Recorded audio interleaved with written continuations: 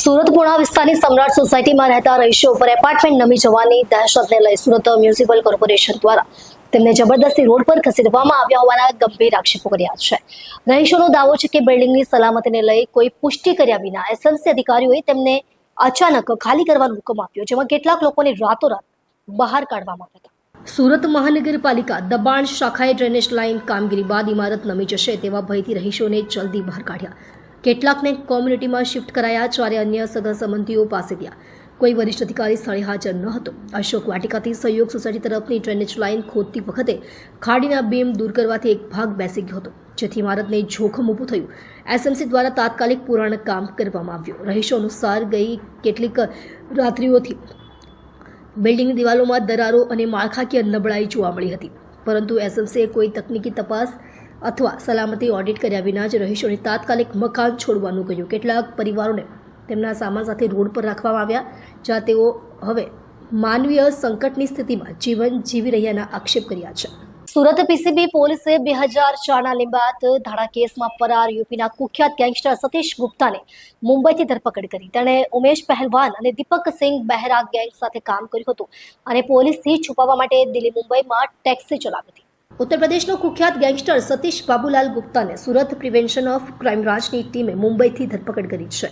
સતીશ 2004માં Limbayat police station હેઠળ નોંધાયેલા ધાડા કેસમાં ફરાર હતો અને છેલ્લા 2 દાયકાથી પોલીસથી છુપાઈને રહ્યો હતો. સતીશ ઉમેશ પહેલવાન અને દીપક સિંહ બહેરાના ગેંગ સાથે જોડાયેલો હતો. પોલીસથી બચવા માટે તેણે દિલ્હી અને મુંબઈ જેવા મેટ્રો શહેરોમાં ટેક્સી ડ્રાઈવર તરીકે કામ કરી છુપાવવાની રણનીતિ અપનાવી હતી.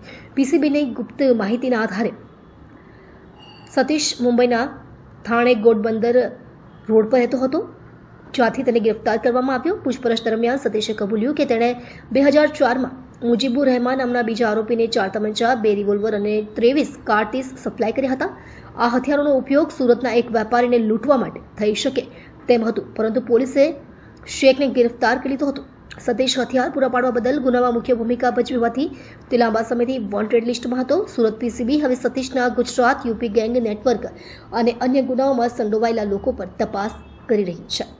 સુરતમાં આવેલા રાંદેર વિસ્તારમાં રહેતા ખલાસી સમાજની બહેનોએ અષાઢી નોમના દિવસથી લઈ અષાઢી અમાસના દિવસ સુધી જવારા વાવી અને સૂર્યદેવના પત્ની રવિ રાંદલમાં સવારે પૂજા અર્ચના કરે છે. ત્યારબાદ સાંજે 5 કલાકે માથે તેડી રાંદેર વિસ્તારમાં સવારી કાઢી તેનું તાપી નદીમાં વિસર્જન કરવામાં આવે છે. સુરતના રાંદેર વિસ્તારમાં ખલાસી સમાજની બહેનો દ્વારા અષાઢી નોમથી અષાઢી અમાવસ્યા સુધી જવારા વાવી સૂર્યદેવ અને રવિ રાંદલમાની પૂજા કરવામાં આવે છે. સાંજે 5 વાગે માથે તેડી સવારી કાઢી સૂર્યપુત્રી તાપી નદીમાં વિસર્જન કરવામાં આવે છે. આ ઉત્સવ દરમિયાન રાંદેરમાં દિવાસામાં મેળાનું આકર્ષણ જોવા મળે છે, જે હાલમાં લુપ્ત થવાના ભય સામે છે. અષાઢથી દિવાળી સુધી હિન્દુ સમાજમાં એક પછી એક તહેવારની ધમાલ રહે છે, જે લોકોના ઉત્સાહથી ઉજવવામાં આવે છે. સુરતમાં રત્ન કલાકારોને હની ટ્રેપમાં ફસાવી મોટી રકમ લૂંટી મશરૂ ગેંગની ઘટના છટપટાવી ગઈ છે. પોલીસે 6 દિવસ પહેલા ગેંગનો પર્દાફાશ કર્યો હતો અને અત્યાર સુધીમાં 3 ફરિયાદીઓએ પોલીસમાં ફરિયાદ દર્જ કરાવી છે. ગેંગના સભ્યો સીસીટીવી કેમેરામાં કેદ થયા છે, જે પોલીસ માટે મુખ્ય સાક્ષી બની રહ્યું છે. સુરતમાં રત્ન કલાકારોને હની ટ્રેપમાં ફસાવી મોટી રકમ લૂંટી મશરૂ ગેંગનો 6 દિવસ પહેલા પર્દાફાશ થયા બાદ હજુ સુધી 3 પોલીસ ફરિયાદ નોંધાઈ છે. ગેંગના સભ્યો સીસીટીવી ફૂટેજમાં કેદ થયા છે, જેમાં તેઓ શિકાર બનાવેલા લોકો પાસેથી ખંડણી વસૂલવા જતા જોવા મળે છે. પોલીસની પ્રાથમિક તપાસમાં ખુલાસો થયો છે કે સુરતમાં આવી 29 જૂથો સક્રિય છે, જે સોશિયલ મીડિયા અને લિફ્ટના બહાના વડે રત્ન કલાકારોને નિશાન બનાવે છે. ગેંગના સભ્યો સ્વચ્છ રીતે કપડાં પહેરી સોશિયલ મીડિયા પર ફેશનેબલ પ્રોફાઇલ બનાવી રત્ન કલાકારોનો વિશ્વાસ જીતે છે. પીડિતને ડેટિંગ, શારીરિક સંબંધ કે ફોટો, વિડીયોના બ્લેકમેલ વડે ફસાવી લાખો રૂપિયા ખંડણી માંગે છે. ન પડાવે તો પરિવારને નુકસાન કરવાની ધમકી આપે છે. સીસીટીવી ફૂટેજ અને ફરિયાદોના આધારે ગેંગના કેટલાક સભ્યોને ઓળખવામાં સફળતા મળી છે. સુરત આરટીઓએ ટ્રાન્સપોર્ટ ટેક્સ ચૂકવતા ન હોય તેવા 2 બસ માલિકો સામે કડક કાર્યવાહી કરી છે. ગોરધન રોય પાસે 1,30,00,000 અને રમેશ વઘાસિયા પાસે 45,39,000 રૂપિયાનો ટેક્સ બાકી હતો, જેમને નોટિસ આપી છતાં ચૂકવવામાં આવ્યો ન હતો. આથી આરટીઓએ ભાવનગર અને ગારિયાધારમાં તેમની મિલકતો પર બોજો પાડી કાનૂની પગલું લીધું છે.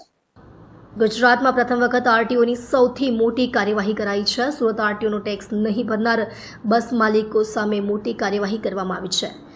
બસનો ટેક્સ ભરવામાં અખાડા કરનારા બે સંચાલકની મિલકત પર બોજો પાડ્યો છે, જે બસ માલિકોની મિલકતો પર આરટીઓ દ્વારા બોજો પાડ્યો છે. આરટીઓએ ભાવનગર અને ગારિયાધાર તળાજાની જમીન પર બોજો પાડી દીધો છે. બસ માલિક ગોરધન રોયને 1,30,00,000 અને રમેશ વઘાસિયા 45,39,000 રૂપિયા ટેક્સ બાકી હતો.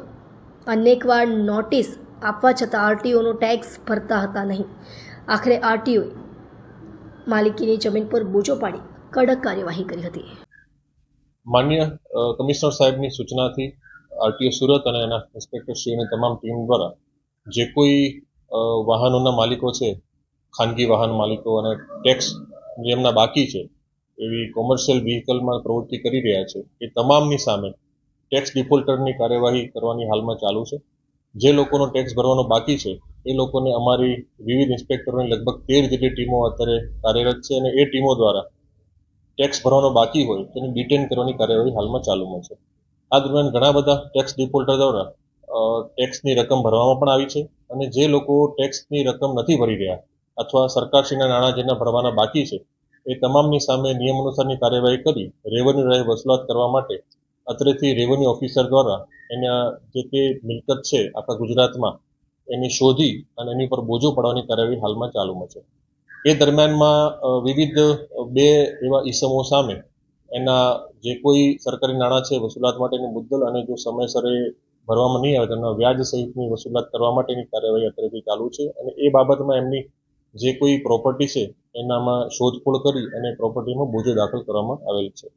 ઉપરાંત આ બસો અહીંયા વિવિધ સમયાનુસાર નોટિસો આપી એની વસૂલાતની કાર્યવાહી ચાલુમાં છે, પરંતુ સમયસર ન ભરે 3 મહિનાથી વધુનો સમય થઈ જાય તો એની સામે અત્રેની ટીમ દ્વારા ઘનિષ્ઠ રીતે કાર્યવાહી કરી અને રેવન્યુ વસૂલાતની કામગીરી હાલમાં ચાલુમાં છે. આહવાના જૂના હેલીપેડ પાસે આવેલ જય અંબે સોસાયટીમાં દીપડાના આટા ફેરાથી લોકોમાં ભયનો માહોલ સર્જાયો હતો. ત્યાં રહેતા આજુબાજુના લોકોનું કહેવું છે કે અગાઉ પણ દીપડાના આટા ફેરાથી હતા.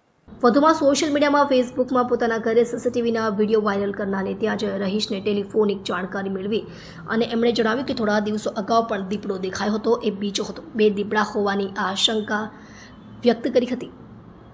જો હાલ તારીખ 27ના ફરી સીસીટીવી ફૂટેજ જોતા સવારના મળસ્કે 3 વાગ્યાના સમયગાળા દરમિયાન દીપડો લટાર મારતા સોસાયટીમાં નજરે ચડ્યો. જંગલી કદાવર દીપડાના આટાફેરાની ભીતિ સોસાયટી પરિસરમાં રહેતા લોકોમાં ભયનો માહોલ જોવા મળ્યો હતો. જય અંબે સોસાયટી જે આહવા નગરમાં આવેલ જૂના હેલીપેડ વિસ્તારમાં આવેલ હોવાથી જે વિસ્તાર જંગલને અડીને આવેલ હોવાથી લોકોમાં ખૂબ જ ભય ફેલાયો છે, જેને પગલે લોકોનું કહેવું છે કે વન વિભાગ અને તંત્ર દ્વારા દીપડાને પાંજરે પૂરવાની તજવીજ હાથ ધરી છે. સુરત મહાનગરપાલિકા સંચાલિત સ્મીમેર મેડિકલ કોલેજના ગાયનેકોલોજી વિભાગમાં ફોક્સી, એજી અને સ્મીમેર ગાયનેક વિભાગના સંયુક્ત પ્રયત્નથી ઇગ્લે વર્કશોપનું આયોજન કરવામાં આવ્યું હતું. આ વર્કશોપમાં એડવાન્સ્ડ ગાયનેકોલોજીક એન્ડોસ્કોપી ટેકનિક્સ પર લાઈવ ઓપરેટિવ ડેમોન્સ્ટ્રેશન આપવામાં આવ્યું, જેમાં 10 દર્દીઓના સફળ ઓપરેશન કરાયા હતા.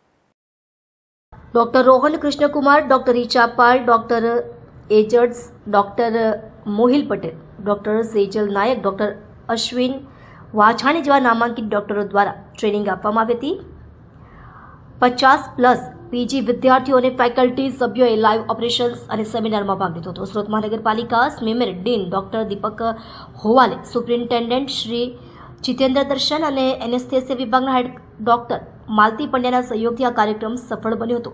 ડોક્ટર અશ્વિન વાછાણીના મતે આ વર્કશોપ પીજી વિદ્યાર્થીઓ અને યુવા ડોક્ટરો માટે એન્ડોસ્કોપિક સર્જરીમાં નવી તકનીકો શીખવાનો સુવર્ણ અવસર હતો. આવા પ્રશિક્ષણ કાર્યક્રમો દ્વારા સ્મીમેરના દર્દીઓને ગુણવત્તાપૂર્ણ સારવાર મળશે. સુરતના પાંડેસરા દક્ષેશ્વર મંદિર વિસ્તારમાં આજે બીઆરટીએસ બસનો અકસ્માત થયો. બસના ડ્રાઈવરે સ્ટીયરિંગ પરથી નિયંત્રણ ગુમાવતા બસ ડાબી બાજુએ ઢળી, જેમાં બસને ગંભીર નુકસાન થયું છે. અકસ્માત સમયે બસ મુસાફરોથી ભરેલી હતી, પરંતુ કોઈ જાનહાનિ નોંધાઈ નથી. સ્થળે જે મુસાફરોને સુરક્ષિત બહાર કાઢવામાં આવ્યા હતા. હાલ પોલીસે તપાસ શરૂ કરી છે. પાંડેસરા દક્ષેશ્વર મંદિર વિસ્તાર નજીક આજે બીઆરટીએસ બસનો ભયાનક અકસ્માત થયો. બસ ડ્રાઈવરે સ્ટીયરિંગ પરથી નિયંત્રણ ગુમાવતા બસ અનિયંત્રિત થઈ, જેના કારણે ઘટના સર્જાઈ હતી.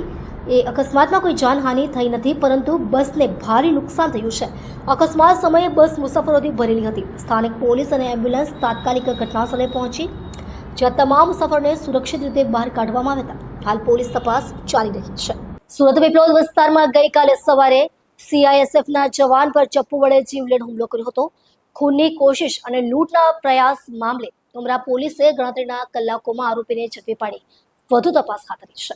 ગતરોજ સવારે 7:45 આસપાસ પીપલોદ વિસ્તારમાં આવેલ જલારામ ભવન નજીક સીઆઈએસએફના હેડ કોન્સ્ટેબલ જંગ બહાદુર પર આરોપી પીરુખાન ઉર્ફે બાબુ શબીર ખાન પઠાણે ચાકુ વડે જીવલેણ હુમલો કરી મોબાઈલ લૂંટ કરવાનો પ્રયાસ કર્યો હતો. હુમલામાં જવાનને